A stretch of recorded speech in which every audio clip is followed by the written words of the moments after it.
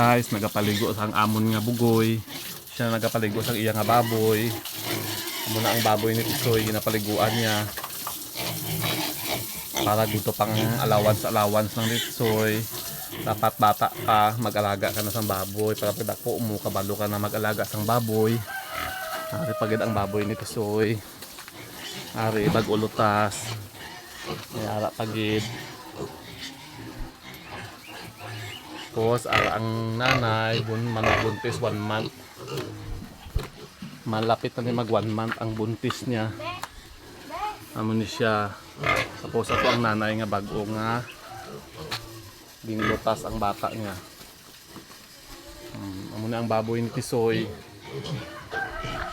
Gamat-amat na damo. Gamat-amat na ba? Amo na ni sila. Balagpo na. Amat-amat lang.